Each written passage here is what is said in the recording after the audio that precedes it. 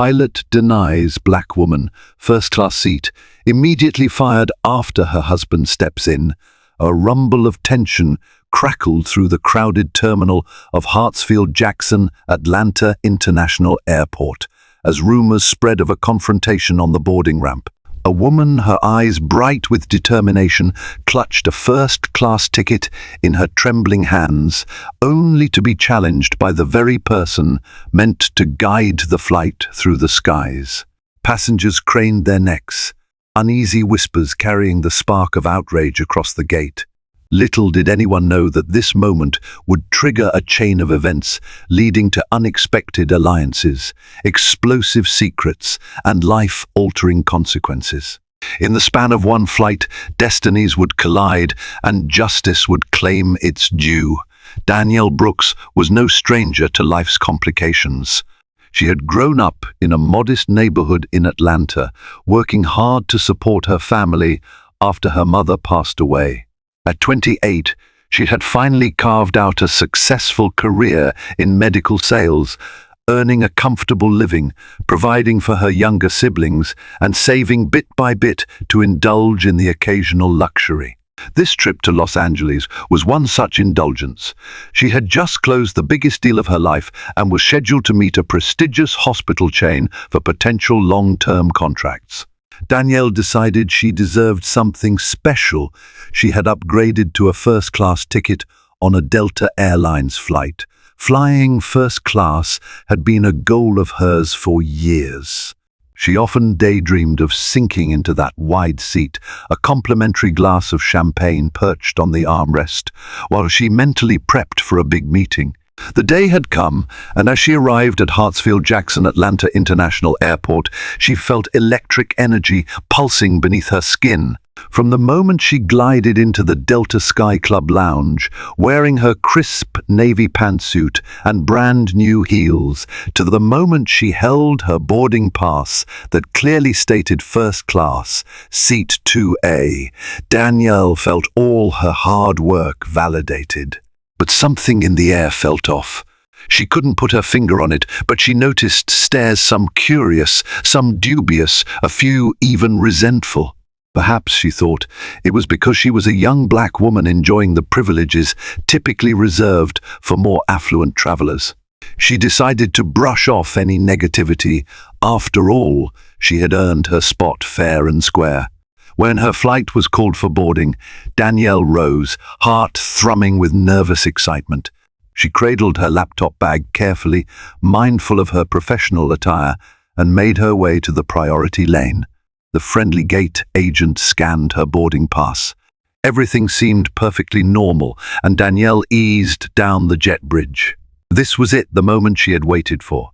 The murmur of voices grew quieter as she reached the aircraft door, manned by flight attendants with warm smiles. The cabin's aura of exclusivity gave her a tiny thrill, reminding her just how far she'd come. She spotted her seat 2A right in the front row, next to the window. It was spacious, with a plush seat and generous legroom. Her plan was to settle in, text her husband Jonah that she'd boarded, and maybe read over her sales pitch for tomorrow's meeting. Yet, as soon as Danielle moved to place her luggage in the overhead bin, a sudden presence loomed behind her, exuding an air of authority. She turned to see the pilot, tall, stern-faced, and clearly displeased. The tension in his gaze was palpable, as if she had committed an unpardonable offense by simply existing in that seat. A small pit of anxiety formed in her stomach. Something about his demeanor spoke of confrontation, and she was right to trust her instincts. "Miss, can I help you?" the pilot asked curtly. His name badge read Captain Richard Hayes. He wore a stiff posture and an air of superiority that practically crackled in the close confines of the plane's aisle. Danielle's heart skipped a beat, but she plastered on her best polite smile. "No, thank you. I'm just settling into my seat." Captain Hayes glanced at her boarding pass, then back at her face, as though searching for something, some sign that she didn't belong there. "Are you sure you're in the right seat?" he asked sharply. Danielle felt her throat tighten. "Yes, I have seat 2A. See?" She held out the digital boarding pass on her phone. Captain Hayes's frown deepened. "May I ask why you're in first class?" An awkward hush fell over the nearby flight attendants, who exchanged concerned glances. A couple of other passengers in first class turned to watch, their eyes flickering with confusion.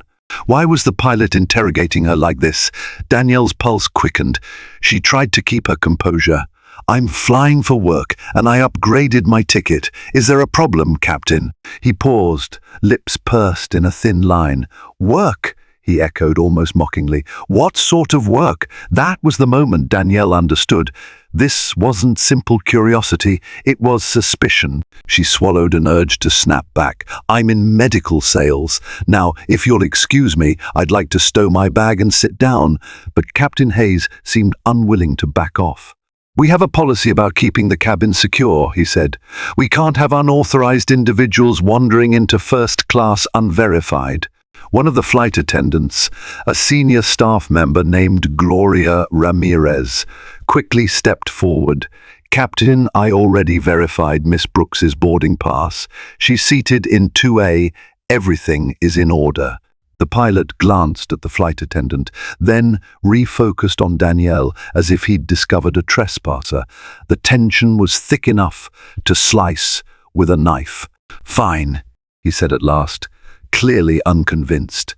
"But I'll keep an eye on the situation." Without another word, Captain Hayes pivoted on his heel and stormed toward the cockpit, leaving Danielle rattled. She turned to Gloria, who apologized profusely, whispering that she had never seen anything quite like that.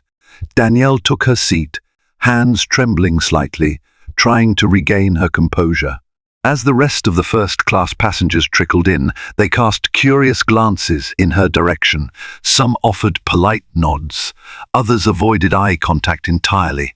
Danielle's phone buzzed, and she welcomed the distraction. A text from Jonah lit up her screen. "Safe flight, baby. Love you," she exhaled, trying to relax in the plush seat. She didn't want to jump to conclusions, but the pilot's attitude felt personal. Her mind filled with uneasy questions. Would he have questioned her like that if she weren't a young black woman? For a moment, Danielle considered leaving, but no, she had paid for this seat. She was not about to relinquish it because someone refused to believe she had earned her place. This flight was just the start of a critical journey, and she was determined not to let anyone ruin it. The moment the cabin door closed and the aircraft began to taxi away from the gate, Danielle tried to quell her nerves by focusing on her upcoming meeting. She opened her laptop to review the presentation slides, but no matter how many times she tried to read the bullet points, the words blurred together in her mind. Images of Captain Hayes's cold stare kept interrupting her thoughts. She glanced around first class. A businessman in a sleek suit rummaged through spreadsheets on his tablet. A mother with her teen daughter whispered excitedly about their vacation in La.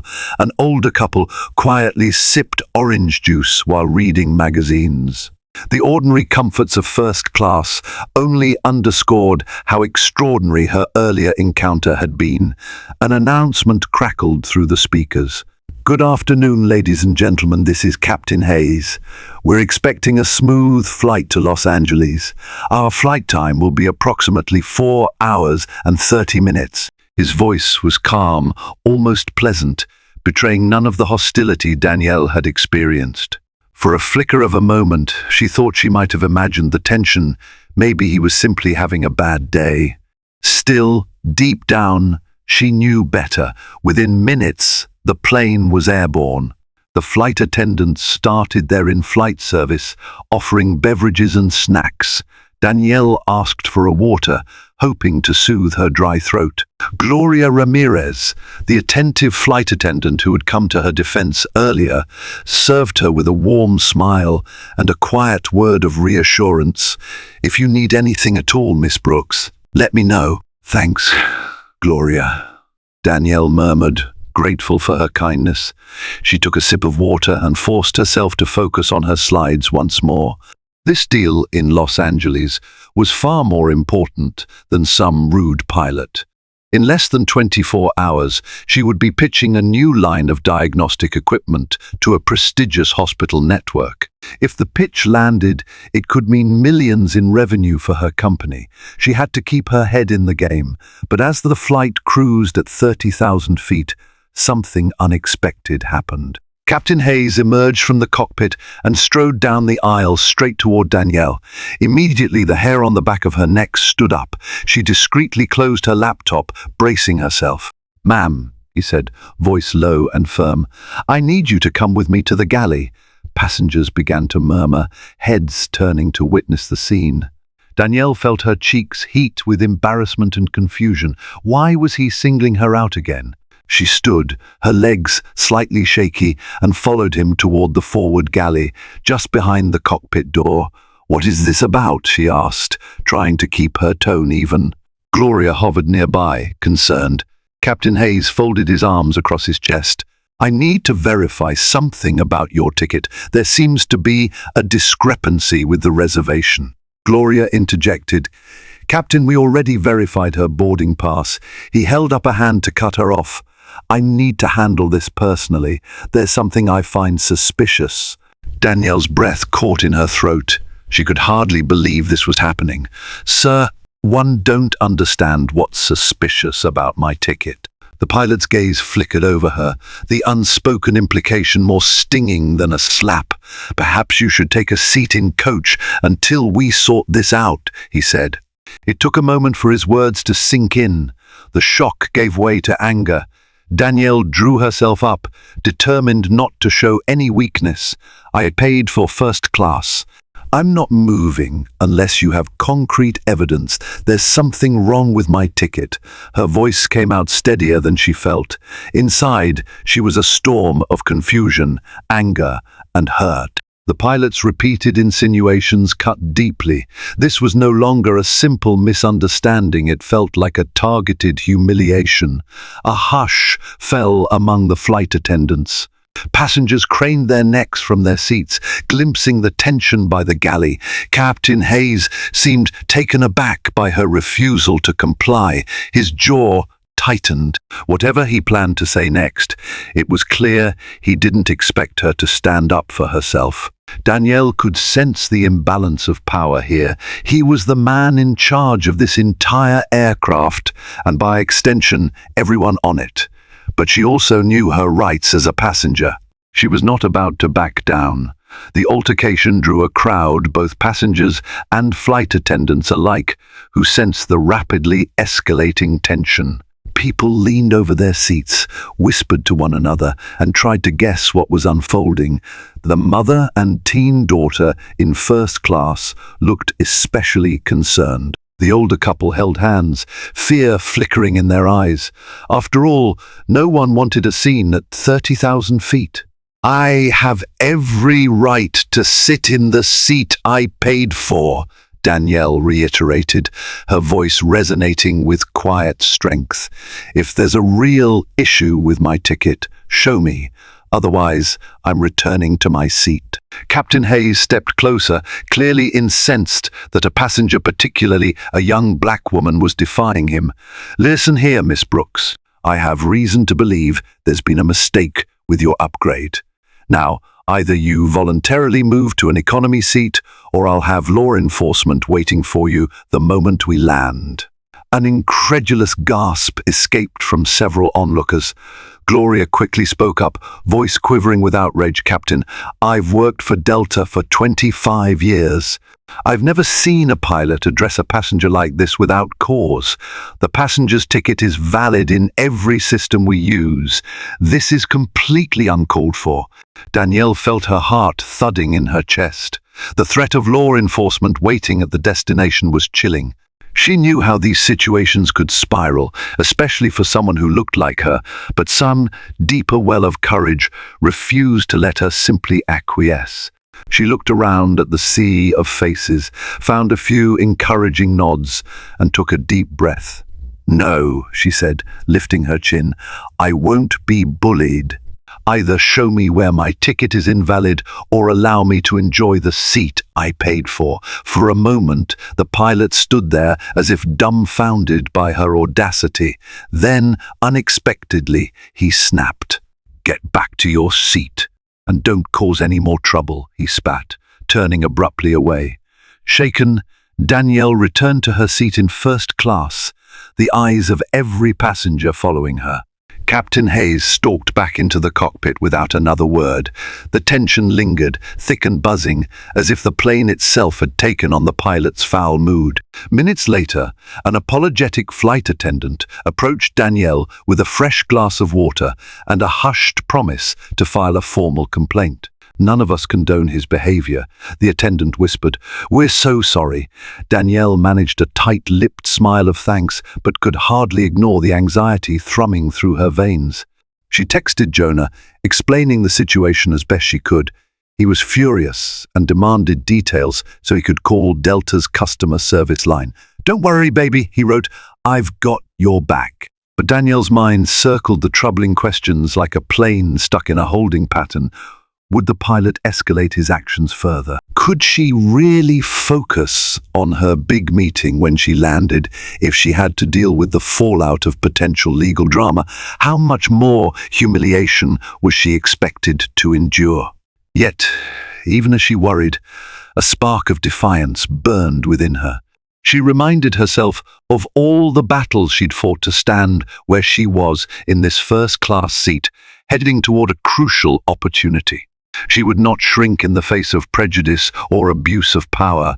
If it meant standing her ground, she was ready to see it through. About an hour into the flight, Danielle tried unsuccessfully to focus on her presentation slides. She sensed eyes flicking toward her every so often. And though the cabin lights were dimmed for a brief rest period, the tension was anything but restful. Eventually, Gloria emerged from behind the curtain, separating first class and the galley. She was carrying a tray of bottled water, snacks, and small comforts for the passengers. When she reached Danielle's row, she leaned in close. "Miss Brooks," she whispered, "I'm truly sorry for everything that happened. Please know we'll all be writing statements about the pilot's behavior. It's unacceptable, and I just wanted to give you a heads up. He's been speaking to dispatch about having authorities meet us in Los Angeles." Danielle felt her stomach drop. Authorities? Her voice was barely audible. She imagined the nightmare scenario of uniformed officers waiting at the gate to interrogate her, or worse, forcibly remove her from the plane. All because she dared to assert her right to the seat she legally purchased. "We're doing what we can to defuse the situation," Gloria continued, "but he's the captain, so the final decision is his. I just wanted you to be prepared." Prepared? How could one be prepared for potential arrest for no reason?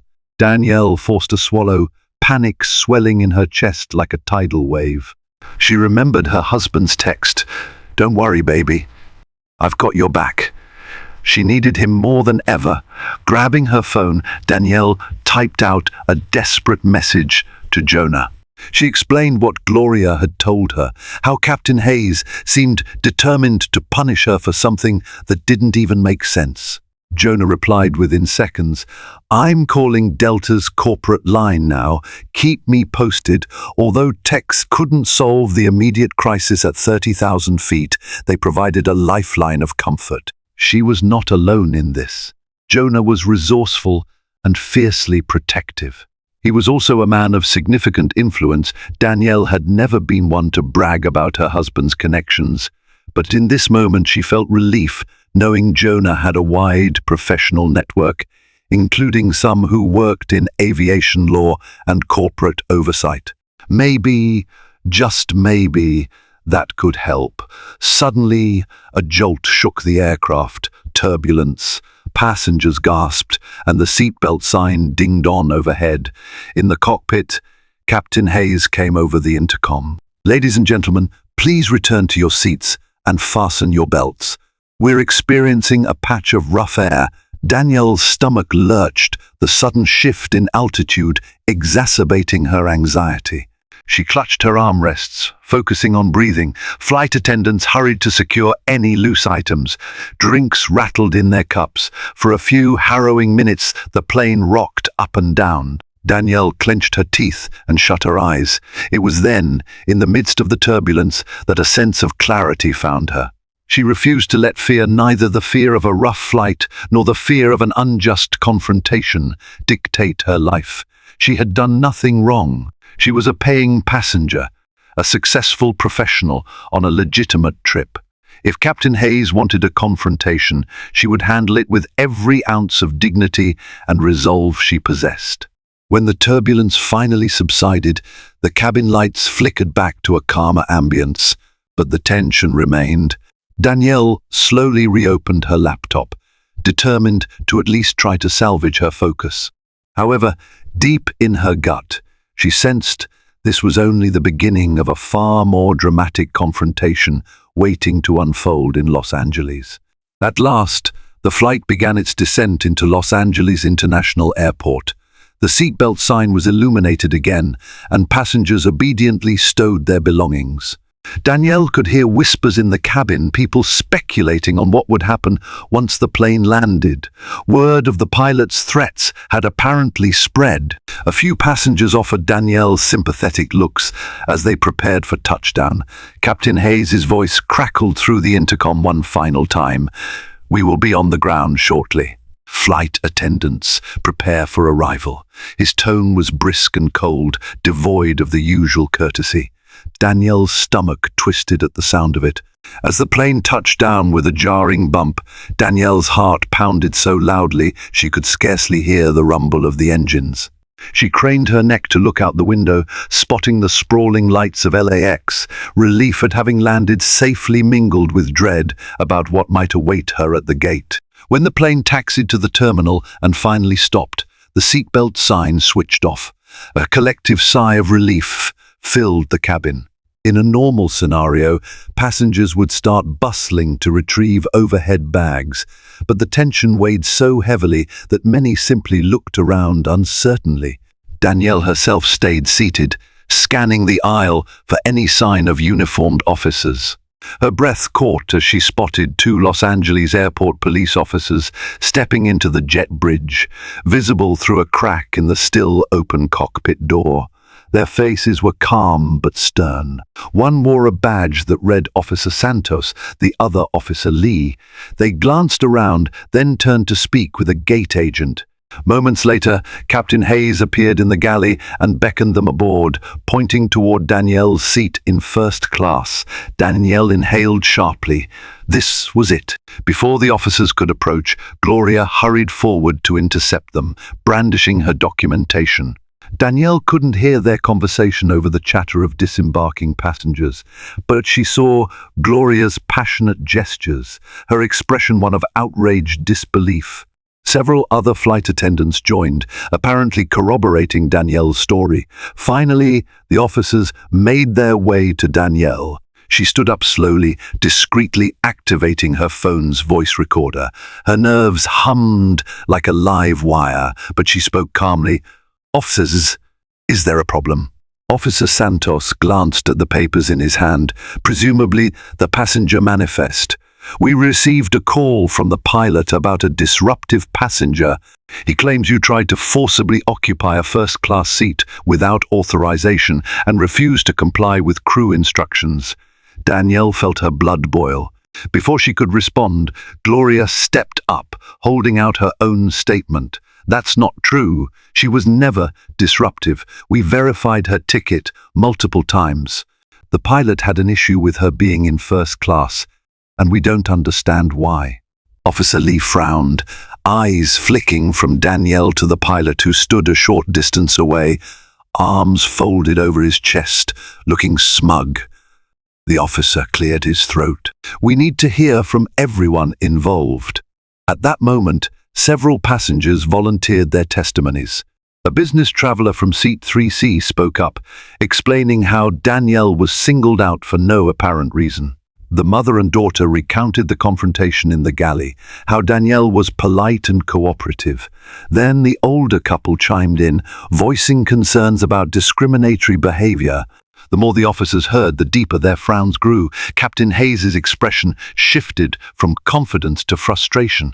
He tried to interrupt, claiming Danielle was a security risk, but each time, the testimonies from the flight attendants and passengers contradicted him. Finally, Officer Santos turned to Captain Hayes with a serious expression. "Sir, based on the evidence, it doesn't appear Miss Brooks has done anything wrong. She had a valid ticket for first class. The cabin crew and multiple passengers confirm her behavior was appropriate and compliant." Captain Hayes's lips pressed together in a thin line. Danielle saw a flash of anger in his eyes, but he said nothing. The officer handed Danielle back her boarding pass. "You're free to go, Miss Brooks. We apologize for the inconvenience."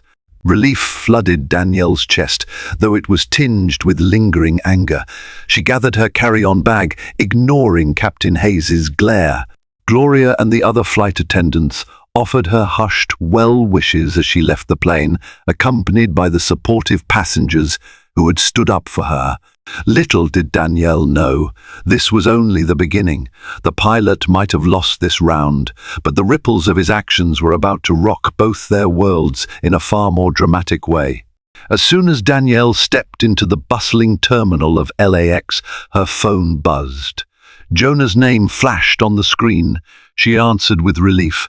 "I'm okay," she breathed, scanning the area. "They called the police, but I know," Jonah interrupted, voice tight with controlled anger. "I've been on the phone with Delta's corporate line for the last hour. They're already aware something went down. Are you safe?" "Yes," she assured him, "and I'm heading to the hotel. I have that meeting in the morning, and I need to focus." She could practically hear his mind racing on the other end. Jonah Brooks was a man who thrived on solutions. He'd climbed the corporate ladder of a major tech company, forging countless industry connections in the process. He believed in handling conflicts decisively, especially when they threatened his family. "Danielle," he said softly, "I know your meeting is important, but this is about more than one flight. This man humiliated you. We need to pursue this." She exhaled, exhaustion crashing over her. "I know. I just don't want to let this overshadow everything I've worked for." "Let's see how Delta handles it, okay?" Jonah agreed, but she knew that the wheels in his mind were already turning. He would not let the matter drop. They ended the call, exchanging words of love and mutual support. Outside, a cool evening breeze met Danielle as she hailed a taxi to her hotel. The neon lights of Los Angeles blurred by. She tried to compartmentalize, to distance herself from the day's drama and prepare for tomorrow's pitch. But her mind refused to let go, replaying Captain Hayes's sneer, the humiliating interrogation, the fear that twisted her insides when she saw the police officers. By the time she reached her room, she felt drained to the core. She ordered a light dinner via room service, forcing down a salad while her thoughts churned. Eventually, she opened her laptop to do a final review of her sales presentation, determined not to let one man's bias derail her career. The hospital executives needed to see her at her best tomorrow. Meanwhile, back in Atlanta, Jonah was busy. He called a friend, Amir, who worked in aviation compliance and had contacts at Delta's upper management level. Jonah laid out the entire situation, the pilot's repeated harassment, the baseless accusations, the involvement of airport police. Amir listened carefully, shock evident in his tone, and promised to escalate the matter. By midnight, Los Angeles time, Danielle was ready to collapse into bed. She breathed a silent prayer that the meeting would go smoothly and that she could soon return home to handle the fallout alongside Jonah. But as she drifted to sleep, her phone lit up with a text from an unknown number. "I saw what happened today on your flight. I'm sorry you went through that. If you need support, we can help." Al Sharpton's National Action Network. Danielle's eyes widened. News of the altercation must have spread quickly, likely via other passengers who shared the incident on social media. She switched her phone to silent, deciding she'd deal with it in the morning. For now, all she could do was hope that tomorrow brought clarity and resolution. Little did she know, the pilot's downfall was already brewing behind the scenes.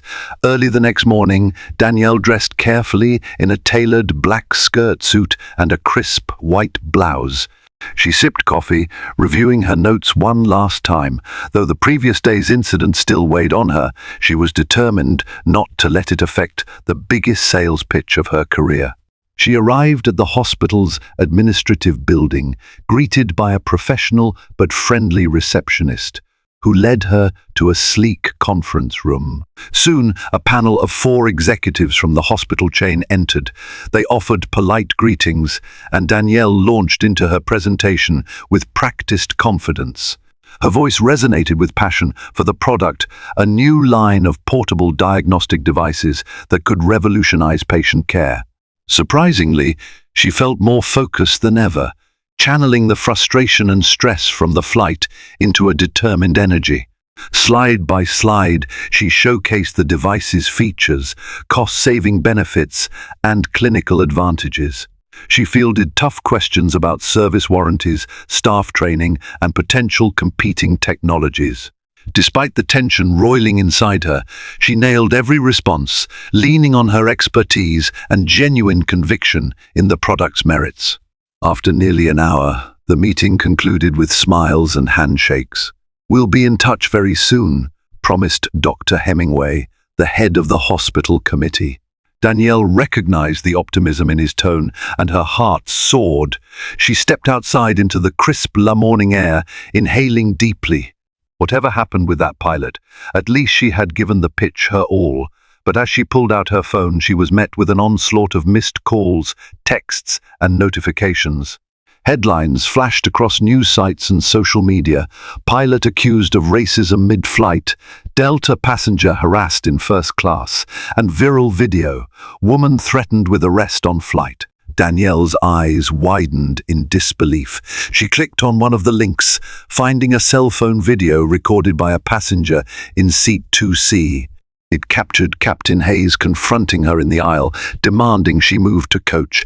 The video had thousands of views already. Her phone vibrated with a call from Jonah. She answered breathlessly, "Jonah, what is going on?" "Baby, the story's everywhere," he said. "This is blowing up. Major outlets have reached out wanting your statement. Delta just released a preliminary statement about investigating the incident. They're trying to do damage control. Are you okay?" Danielle pressed a hand to her forehead. Her private ordeal had suddenly become a public controversy. She felt a mixture of anger, embarrassment, and relief that so many strangers seemed outraged on her behalf. I'm overwhelmed," she admitted. "I just finished my pitch. I guess I should head back to the hotel and figure out what to do next." Jonah's tone was gentle but firm. "You need to talk to a lawyer, Danielle, and I want you to consider giving a statement. This is bigger than just us now. People are calling it a blatant case of racial discrimination." She closed her eyes, nodding. Though she had never sought the public spotlight, it seemed fate had thrust her into it. If sharing her story could drive accountability and prevent this from happening to someone else, maybe it was worth it. Still, the idea of being at the center of a media storm was terrifying. "Okay," she whispered. "I'll talk with a lawyer first, then decide what to do. I'll keep you posted." She ended the call and took a long, steadying breath. While she yearned for normalcy, the path ahead promised anything but. The tide of public opinion was now at her back, and it wouldn't be long before Captain Hayes and his reprehensible actions faced the consequences they deserved. Within days, the viral video of Danielle's confrontation with Captain Hayes made national headlines. News anchors played the clip repeatedly, analyzing every detail. Commentators debated issues of racial profiling, abuse of authority, and discrimination in the airline industry. Advocacy groups demanded an investigation, and social media hashtags like #FlyingWhileBlack trended across multiple platforms. For Danielle, life suddenly became a whirlwind of lawyer consultations and media inquiries. Delta representatives reached out, asking for a private meeting to discuss the situation. They offered apologies and assured her that they were taking this matter seriously. Danielle agreed to meet with them via Zoom, accompanied by Jonah and a civil rights attorney they had retained, Sarah Weinstein. On the call, Delta's Vice President of Customer Relations, a woman named Irene Jacobs, expressed deep regret for Danielle's experience. She pledged a thorough internal investigation. "This does not align with our core values," Miss Jacobs said, her expression earnest. "We appreciate your patience as we gather facts." Danielle laid out her account of events, supported by statements from the flight attendants and other passengers. Jonah mentioned that Danielle's first-class ticket was legitimate and cost several $100s extra. Their attorney, Sarah, emphasized that the pilot's actions were racially motivated, citing the manner in which he singled out Danielle without any procedural basis. Mrs. Jacobs listened intently, taking notes. "We will be investigating Captain Hayes's conduct," she promised. "We're also prepared to offer compensation for this distressing experience." Danielle didn't miss the hint of desperation in the executive's voice. The airline was under intense scrutiny. Meanwhile, Captain Hayes was placed on administrative leave pending the investigation. Anonymous sources within Delta leaked that the pilot had a history of complaints regarding unprofessional behavior, though nothing quite as public as this incident. As more details emerged, the public backlash against him intensified. Talk shows invited legal experts to weigh in on whether Captain Hayes could face civil or even criminal repercussions. Petitions circulated demanding his termination. Every hour, more updates flooded Danielle's phone. Strangers reached out to voice support. Others, unfortunately, spewed hateful comments, accusing her of playing the race card for attention. She tried to shield herself from the worst of it, but the emotional toll was undeniable. Still, Jonah stood by her, reminding her why it was important not to back down. In a surprising twist, the flight attendants who had witnessed the incident came forward as a unified front, writing a public letter in support of Danielle. They confirmed her account of the pilot's confrontational and discriminatory behavior. That letter became another viral moment, fueling calls for stricter regulations and accountability measures. Danielle felt overwhelmed but also oddly empowered. Her voice was being heard, not just for her own sake, but potentially for the millions of travelers who'd faced similar discrimination without cameras rolling. She had never sought to be a spokesperson for social justice, but fate had thrust her into that role. And as the wave of public sentiment continued to build, it became increasingly clear that Captain Hayes's downfall was only a matter of time. A week after the incident, Delta's internal investigation report was concluded. The findings were decisive. Captain Hayes had violated multiple company policies and code of conduct standards. His unwarranted harassment of Danielle Brooks, baseless accusations, and the subsequent escalation involving law enforcement were deemed wholly unacceptable. In a strongly worded press release, Delta announced that Captain Richard Hayes had been terminated, effective immediately.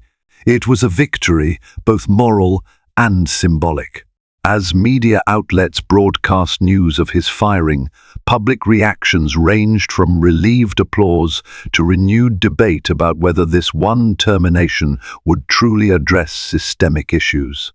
But for Danielle, it felt like a weight lifting from her chest. The pilot who so brazenly tried to rob her of her dignity had finally been held accountable. Later that day, Danielle sat by her living room window, a cup of tea warming her hands. Jonah walked in, reading something on his phone. "You won't believe it," he said, eyes bright. "Not only was Hayes fired, but the FAA is reportedly looking into whether his license should be revoked. And, get this, several passengers from the flight are planning a class action lawsuit for emotional distress." Danielle was stunned. A lawsuit? Do we need to be involved? I'm not sure, Jonah said. But they're calling me, wanting to coordinate with our attorney. They believe Captain Hayes endangered the flight's safety by letting personal biases interfere with his duties. That's a serious claim, but given the video, they might have a case. She nodded slowly, processing the wave of developments. I just hope this leads to real change, she said. So no one else has to go through what I did. Jonah put an arm around her shoulders. It's already making waves, Danielle. I've seen people talking about training programs, new oversight committees. It's not just about one pilot, it's about the entire culture that allowed him to act like that. Meanwhile, Captain Hayes found himself without a job, his reputation in tatters. Reports circulated that he was furious, claiming he was sacrificed by Delta to appease public outrage. His legal team threatened to sue the airline for wrongful termination, but few believed he had a case. Former co-workers who had once turned a blind eye to his belligerence now distanced themselves from him, worried about damaging their own careers. Far from the swirling chaos, Danielle tried to find some semblance of normalcy. She refocused on her career, and within the month, the Los Angeles hospital chain officially signed the contract for her company's diagnostic devices. It was a massive win, both financially and personally, reinforcing the idea that hard work and resilience did pay off. Yet, she couldn't entirely detach from the role she had come to play in the broader public discourse. Requests for interviews and speaking engagements flooded her inbox. Advocacy groups invited her to conferences on racial justice and corporate accountability. Each time she appeared, she carried herself with calm resolve, sharing her story in the hope it might resonate and spark positive change. The pilot's downfall was swift and absolute. Karma, it seemed, had delivered its blow, but Danielle Brooks had emerged from the ordeal as more than just a victim. She was a testament to the power of standing up for oneself and the change that can happen when a community rallies against injustice. In the weeks that followed, Danielle found her life taking unexpected turns. Her ordeal had caught the attention of civil rights advocates, corporate diversity programs, and media personalities alike. Invitations for speaking engagements poured in. Organizations wanted to hear her experience firsthand.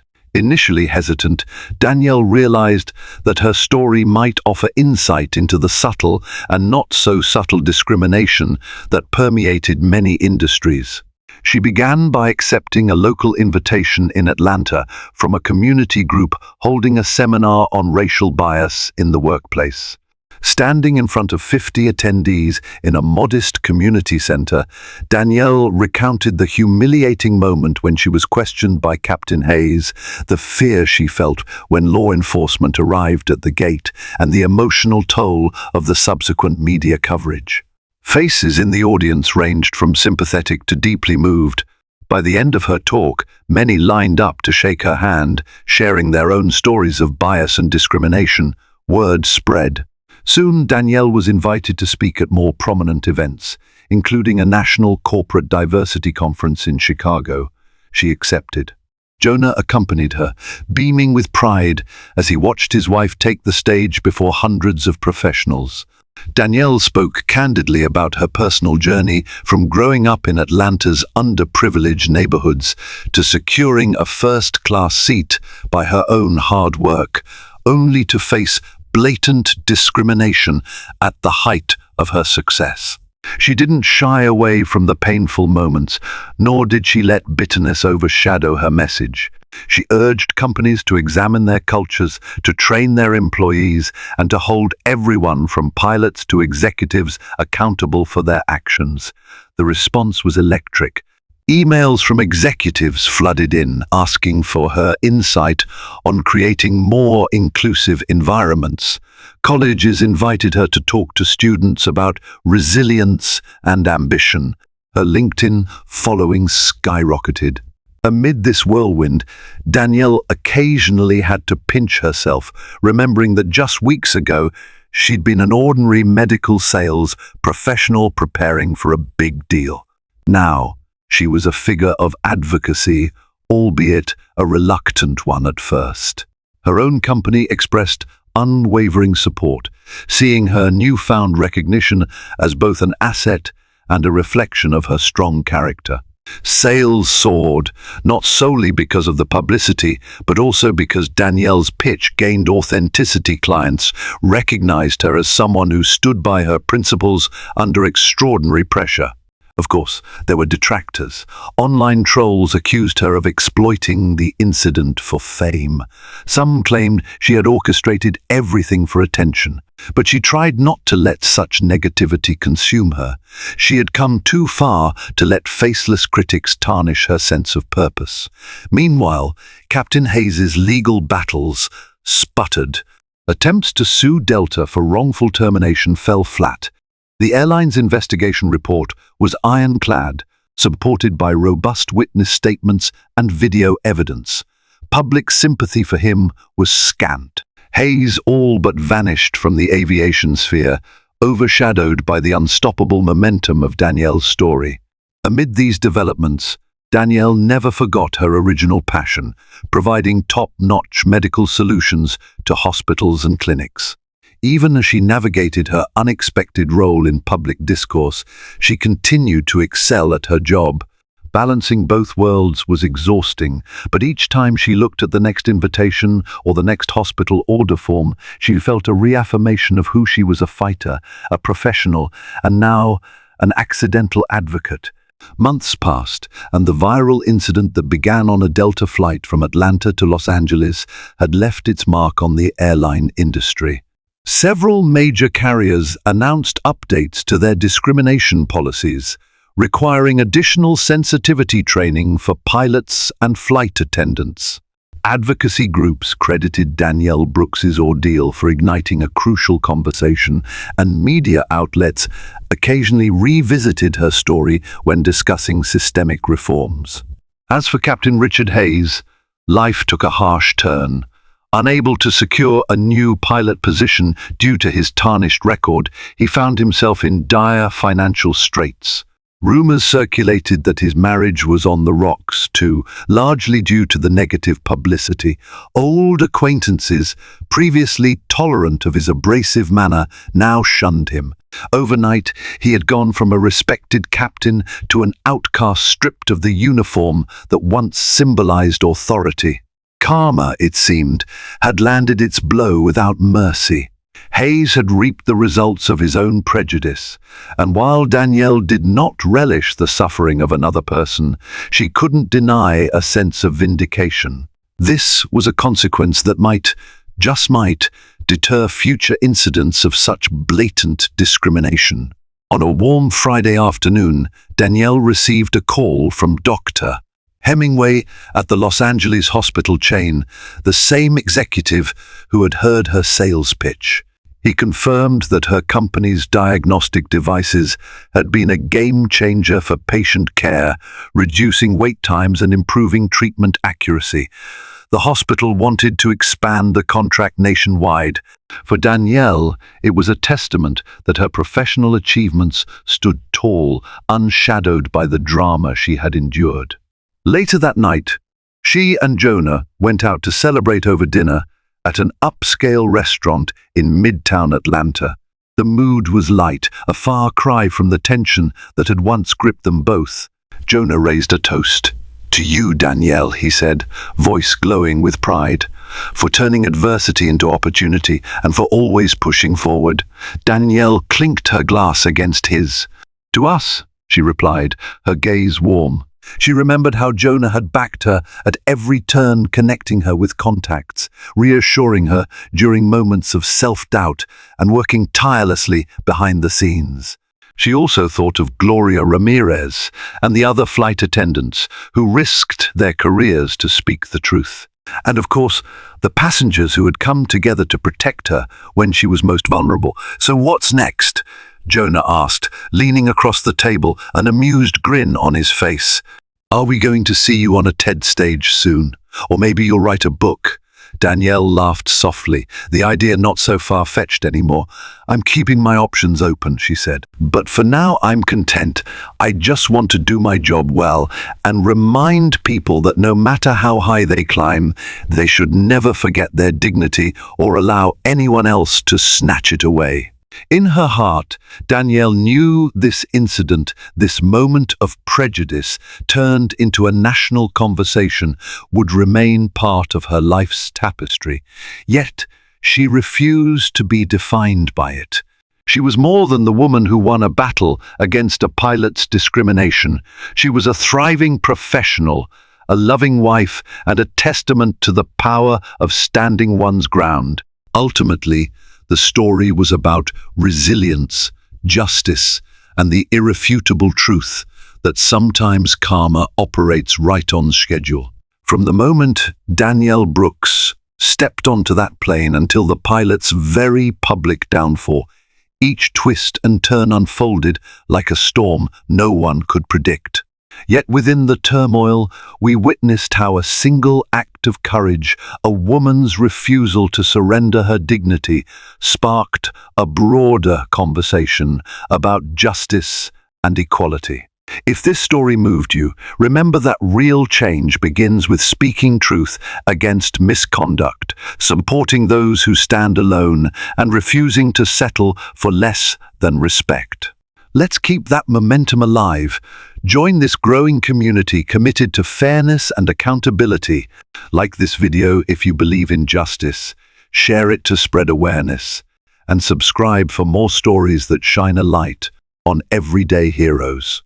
Your engagement helps keep these important conversations in the spotlight, fueling change one voice at a time. Let's stand together and stand strong.